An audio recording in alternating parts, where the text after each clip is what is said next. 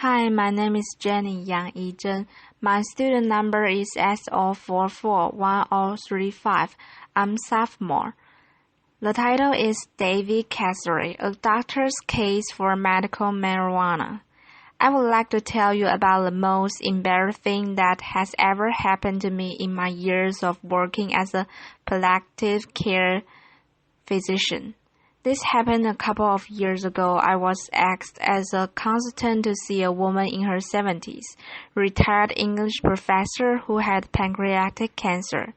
I was asked to see her because she had pain, nausea, vomiting. When I went to see her, we talked about those symptoms, and in the course of that consultation, she asked me whether I thought that medical marijuana might help her. I thought back to everything that I had learned in medical school about medical marijuana, which didn't take very long because I had learned absolutely nothing. And so I told her that as far as I knew, medical marijuana had no benefits whatsoever. And she smiled and nodded and reached into the handbag next to the bed and pulled out a stack of about a dozen randomized controlled trials showing that medical marijuana has benefits for symptoms like nausea and pain and anxiety. She handed me those articles and said, "Maybe you should read this before offering an opinion, doctor." Laughter. So I did. That night I read all of those articles and found a bunch more. When I came to see her the next morning, I had to admit that it looks like there is some evidence that marijuana can offer medical benefits, and I suggested that if she really was interested, she should try it. You know what she said? This 73-year-old retired English professor. She said, "I did try it about 6 months ago. It was amazing. I've been using it every day since. It's the best drug I have discovered. I don't know what it took me 73 years to discover this stuff. It's amazing." Laughter. That was the moment at which I realized I needed to learn something about medical marijuana because what I was prepared for in medical school bore no relationship to reality. So I started reading more articles, I started talking to researchers, I started talking to doctors, and most importantly, I started listening to patients. I ended up writing a book based on those conversations, and that book really revolved around 3 surprises. Surprises to me anyway. 1. I realized I alluded to that there really are some benefits to medical marijuana. Those benefits may not be as huge or as stunning as some of the most avid proponents of medical marijuana would have us believe, but they are real. Surprise number 2, medical marijuana does have some risks. Those risks may not be as huge and scary as some of the opponents of medical marijuana would have us believe. But there are real risks, nonetheless. But it was the 3rd surprise that was the most surprising, and that is that a lot of the patients I talked with who have turned to medical marijuana for help weren't turning to medical marijuana because of its benefits or the balance of risks and benefits, or because they thought it was a wonder drug, but because it gave them control over their illness. It didn't manage their health in a way that was productive and efficient and effective and comfortable for them. To show you what I mean, let me tell you about another patient. Robin was in her early 40s when I met her. She looked though like she was in her late 60s. She had suffered from rheumatoid arthritis for the last 20 years. Her hands were gnarled by arthritis. Her spine was crooked. She had to rely on a wheelchair to get around. She looked weak and frail, and I guess physically she probably was, but emotionally, cognitively, psychologically, she was among the toughest people I have ever met. And when I sat down next to her in a medical marijuana dispensary in Northern California to ask her about why she turned to medical marijuana, what it did for her, and how it helped her, she started out by telling me things that I had heard from many patients before. It helped with her anxiety. It helped with her pain. When her pain was better, she slept better. And I heard all that before. But then she said something that I had never heard before. And that is that it gave her control over her life and over her health. She could use it when she wanted, in the way that she wanted, and the dose and frequency that worked for her. And if it didn't work for her, then she could make changes. Everything was up to her. The most important thing she said was she didn't need anybody else's permission, not a clinic appointment, not a doctor's prescription, not a pharmacist's order. It was all up to her. She was in control. And if that seems like a little thing for somebody with chronic illness, it's not at all. When we face a chronic serious illness, whether it's rheumatoid arthritis or lupus or cancers or diabetes or cirrhosis, we lose control. And know what I say, when, not if. All of us at some point in our lives will face a chronic serious illness that causes us to lose control. We'll see our function decline. Some of us will see our cognition decline. We'll be no longer able to care for ourselves. To do the things that we want to do, our bodies will betray us. And in that process, we'll lose control. And that's scary. Not just scary, that's frightening. It's terrifying. When I talk to my patients, my palliative care patients, many of whom are facing illness that will end their lives, they have a lot of being frightened of pain, nausea, vomiting, constipation, fatigue, their impending mortality. But what scares them more than anything else is this possibility that at some point, tomorrow or a month from now, they are going to lose control of their health, of their lives, of their health care, and they are going to become dependent on others, and that's terrifying. So it's no wonder really that patients like Robin, who I just told you about, who I met in the clinic, turned to medical marijuana to try to claw back some semblance of control. How do they do it though? How do these medical marijuana dispensaries, like the one where I met Robin, how do they give patients like Robin back the sort of control that they need? And how do they do it in a way that mainstream medical hospitals and clinics, at least for Robin, weren't able to? What's their secret? So I decided to find out. I went to a steady clinic in Venice Beach in California and got a recommendation that would allow me to be a medical marijuana patient. I got a letter of recommendation that would let me buy medical marijuana. I got that recommendation illegally because I'm not a resident of California. I should know that.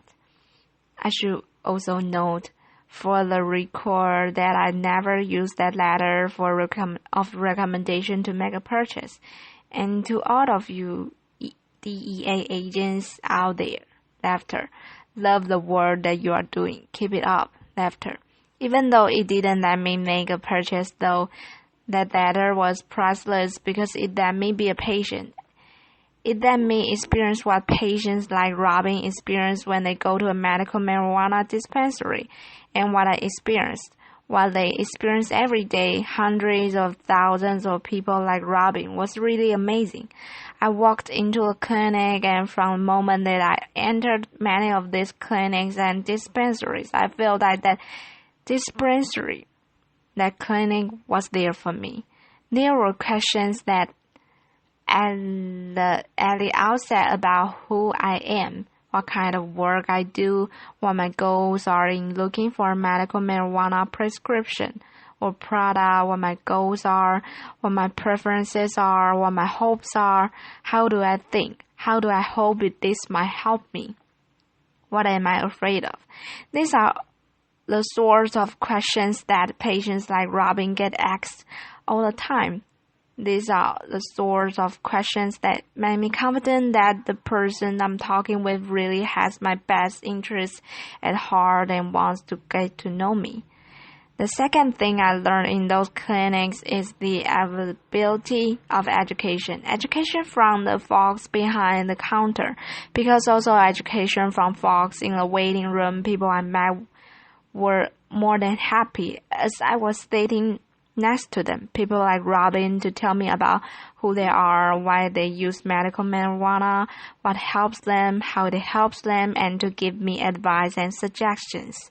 Those waiting rooms really are a hive of interaction, advice, and support. And third, the folks behind the counter.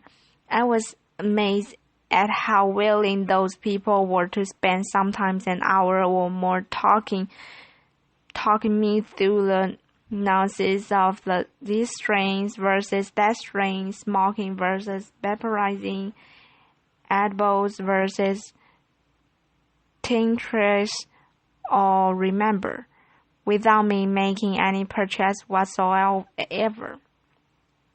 Think about the last time you went to any hospital or clinic and the last time anybody spent an hour explaining those sort of things to you.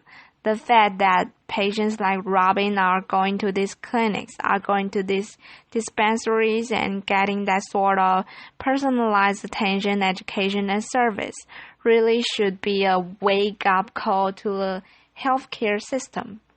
People like Robin are turning away from mainstream medicine, turning to medical marijuana dispensaries, because those dispensaries are giving them what they need. If that's a wake-up call to a medical establishment, it's a wake-up call that many of my colleagues are either not hearing or not wanting to hear. When I talk to my colleagues, physicians in particular, about medical marijuana, they say, oh, we need more evidence. We need more research into benefits. We need more evidence about risks. And you know what? They are right. They are absolutely right. We do need much more evidence about the benefits of medical marijuana. We also need to ask the federal government to reschedule marijuana to Schedule 2 or to schedule it entirely to make that research possible. We also need more research into medical marijuana's risks. Medical marijuana risks, we know a lot about the risks of recreational use. We know next to nothing about the risks of medical marijuana. So we absolutely do need research, but to say that we need research and not that we need to make any changes now is to miss the point entirely. People like Robin are seeking out medical marijuana because they think it's a wonder drug or because they think it's entirely risk-free. They seek it out because the context in which it's delivered and administered and used gives them the sort of control they need over their lives, and it's a wake-up call we really need to pay attention to. The good news though is that there are lessons we can learn today from those medical marijuana dispensaries, and those are lessons we really should learn. These are often small mom-and-pop operations run by people with no medical training. And while it's embarrassing to think that many of these clinics and dispensaries are providing service and support and meeting patients' needs in ways that billion-dollar healthcare systems aren't, we should be embarrassed by that. But we can also learn from that. And there are probably 3 lessons at least that we can learn from those small dispensaries. 1. We need to find ways to give patients more control in small but important ways. How to interact with healthcare providers. When to interact with healthcare providers, how to use medications in ways that work for them. In my own practice, I've gotten much more creative and flexible in supporting my patients in using drugs safely to manage their symptoms. With the emphasis on safely, many of the drugs I prescribe are drugs like opiates or benzodiazepines, which can be dangerous if overused. But here's the point. We can be dangerous if they are overused, but they can also be ineffective if they are not used in a way that's consistent with what patients want and need. So that flexibility, if it's delivered safely, can be extraordinarily valuable for patients and their families. That's number 1. Number 2, education. Huge opportunities to learn from some of the tricks of those medical marijuana dispensaries to provide more education that doesn't require a lot of physician time necessarily, or any physician time, but opportunities to learn about what medications we are using and why, prognosis, trajectories of illness, and most importantly, opportunities for patients who learn from each other. How can we replicate what goes on in those clinic and medical dispensary waiting rooms? How patients learn from each other, how people share with each other. And last but not least, putting patients first the way those medical marijuana dispensaries do, making patients feel legitimately like what they want, what they need is why. As healthcare providers, we are here, asking patients about their hopes, their fears, their goals and preferences. As a palliative care provider, I ask all my patients what they are hoping for and what they are afraid of, but here's the thing.